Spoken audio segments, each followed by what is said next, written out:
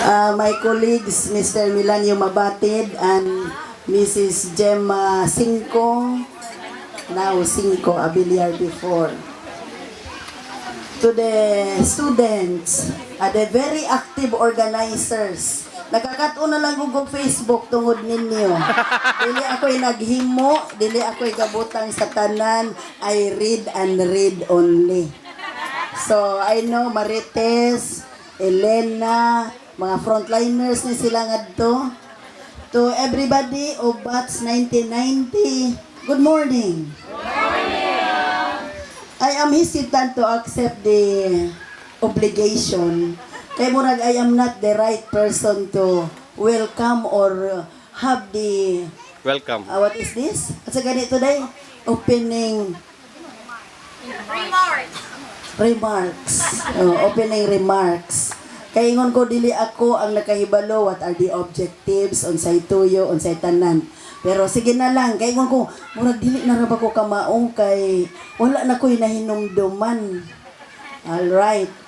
So, well and good, I am happy to see all of you now successful. The fruit may be part of which is our labor with you when you are under us. As I've been telling everybody, when I was a teacher, that year I was 37 years old. So bata pa si Pilar, no? Bata pa.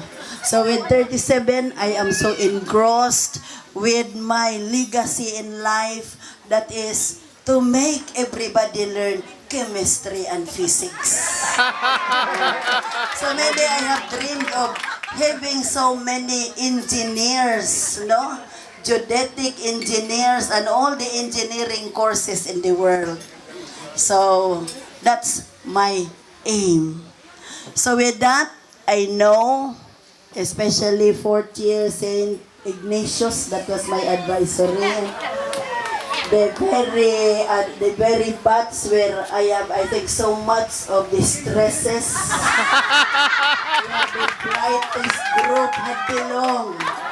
So you know, Eunice was there, Elena was there, tanan. And I could still recall how many times na maglalis mi bisag ang ibutang sa bulletin board.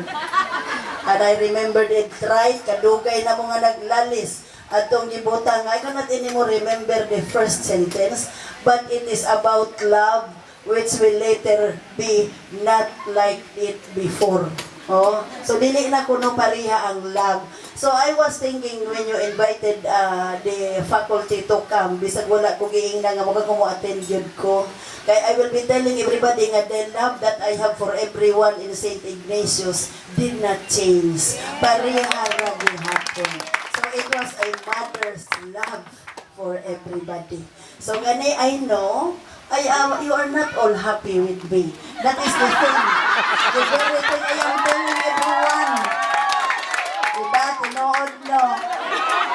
Secret! Sa katapats nga kung ato, mayon yun ko nga, I have never given you really a good life when you were under me. No? Kay stricta kaayo si Madam. But I know I only have one goal, and that is for you to follow the right path. Kanang sakto nga dan ang atong pagasubayon. We need to be righteous. We have to live in a way where we can look at everybody's agtang nga wala tay gitago ana nila kay nanikas ta na atay gitago or whatever. Correct. So mao gyud na. So that is why I know dili mo happy, so I never deny any batch inviting me to come. Kaya pag-aingon ako, diha na lang nako bawion nga tinangga dahil nako sila. So I am happy to see you all. Now somebody in your own field, di ba? So pila may nahimong maestra dire, pila may nahimong maestra. Will you raise your hands? Ang mga nahimong maestra. Alright. With you now as teachers, you know that in a classroom, wala'y favoritism ang maestra, di ba? Kung kinsa to'y na ay shortcoming, di na to iingon nga nakasa, na ay shortcoming, we need to call the attention. And that is learning. Diba? From there we learn. So I hope you now have understood why I have to act that way during your time with me. I am still younger, so gani ga uros-uros pag yun ang mission na I have to produce best students, best professionals in the future, which can lead their lives through and ipasunod sad sa mga mahimong anak ang sakto nga pagsubay sa kinabuhi. So this is not going to be our last kay I am now 59, murag 1 year na lang para masenyora na. No? Senyora na. So I am not thinking of retiring early kay ingon ko magunsa man sa kusbalay. I am a hardworking woman. Mao gihapon the same sa inyong kuan kung ang eskwelahan, ang estudyante way manilig, si Madam ang manilhig so that the rest follows, the teacher follows. Kay maunay ay di what we call modeling. So ingon ko kung if I have to retire, magunsa man sa kusbalay, magsigig duster. No? So mauna nga I will continue for as long as God willing, we are in good health. Kay karon sa gani, sakit na ako tuhod. Ibalibad gani ta na akong tuhod nga sakit. Pero nawa man pagkakita na ako ninyo. So, really, these baths I cannot forget. These are where I think the students have been very bright. Nga murag na hagit yun kung maayo. The group where I have in my birthday, I was given the chance to dance at everybody. Tanan na kong lucky ato nga mga estudyante ni sayaw gyud nako. Unique style of celebrating my birthday in the classroom. So, I hope and the rest, umura din mo ako yung nagdala ato tanan sa physics, no? Sa tulo ka sections. Ato tanan. So, nakaagi gyud tanan sa atong mga kamot. And for all those who never have the best experience in me, I'm very sorry. So sorry na yun kayo ko adto kay ayun no, in our way of doing things, let us try to correct while it is hot, strike while the iron is hot. So mauna gani maybe I am misunderstood or ana lang yun ko nya, you know, in life it is a matter of accepting things. Kay maingon ta nga ana gyud na si Madam o ana gyud di ba maingon man ta. So you are used to having get 1/4 sheet of paper kay mag-test dayon ta. Dili ta mo cutting classes ha kay naatay kuan. So ingon ana. So it is a matter of accepting things. So while you may have realized that now with your children who will be also students in school, so makasabot na ta kung nganong ang atong mga anak dapat muhimo sa homework or whatever. And if you have done that before, you do it now. So you will have the best children in the world. You will be the best parents that your children will look up to. Unya mauna siya. So gani, life has to go on. Katong mga naay pagkuan sa ako nangayon akong sorry so padayon na tad ayon na mo kahadlok nako kay out of the classroom activity na ni siya. Wala na sa chemistry o sa physics si Madam. Wala na sa tumoy sa ballpen.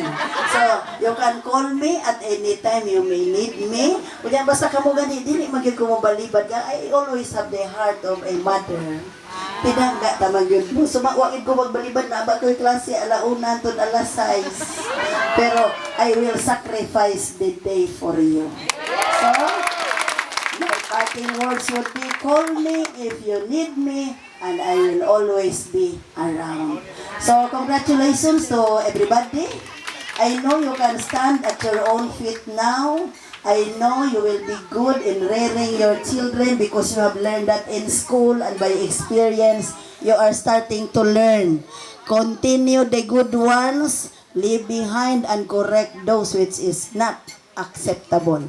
So maugid na kay kung ingon nga anak ganito sa atong mga anak, honest ra gyud ta, transparent ta nila, true to life experience ang atong i-advise nila, then they will surely be your best children and you can be given that award for the best mother and father in the world.